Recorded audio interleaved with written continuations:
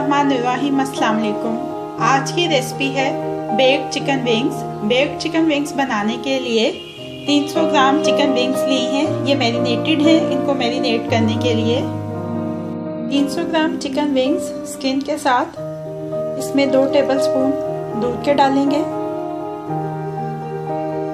1 tablespoon soya sauce, half tea spoon कुटी हुई काली मिर्च,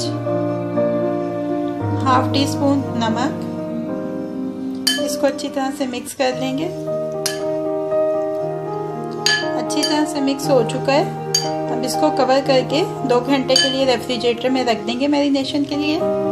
इसकी कोटिंग के लिए एक सॉस चाहिए। ये सॉस बनाने के लिए 2 tablespoon chicken stock,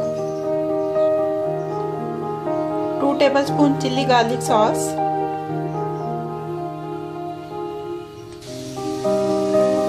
1 tablespoon hot sauce, 1 tablespoon soya sauce, 1 tablespoon sugar. अब इसको गाढ़ा होने तक पका लेंगे। ये देखें सॉस रेडी हो गई है। एक आलू लिया है जिसको ऐसे काशों में काट लिया है। इसको भी साथ ही बेक करेंगे। इसके लिए ओवन को प्री हीट कर लिया है 250 सेंटीग्रेड के ऊपर, और एक बेकिंग ट्रे लेके उसमें बटर पेपर लगा लिया है। अब इसको बनाना शुरू करते हैं। ये देखें बेकिंग ट्रे के अंदर ये विंग्स जो है इनको रखते जाएंगे।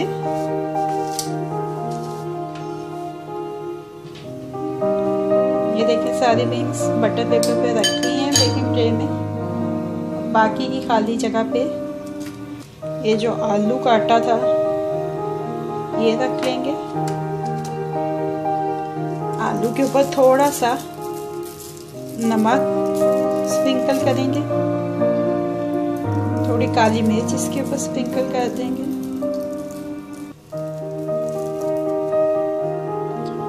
हल्का सा ऑयल।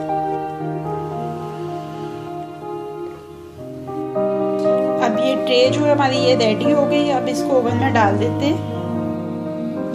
ये देखिए इसको ओवन में रख दिया है। 10 मिनट के बाद इसको निकाल के इसकी साइड चेंज करेंगे।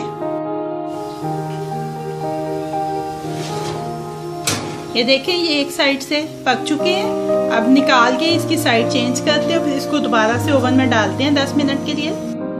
ये देखिए मज़ीद 10 मिनट के बाद इसको निकाल लिया।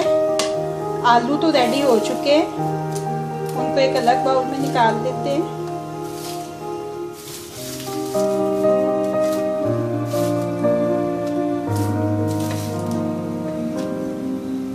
और जो विंग्स हैं इनको एक बाउल में निकाल लेंगे।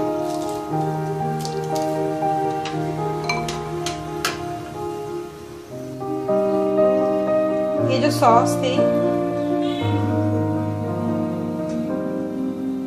ये विंग्स में डाल के अच्छी तरह से मिक्स कर लेंगे।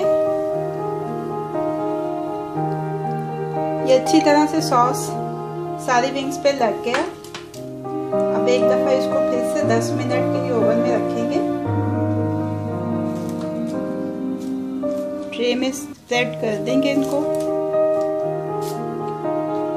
और 10 मिनट के लिए फिर से ओवन में रखेंगे।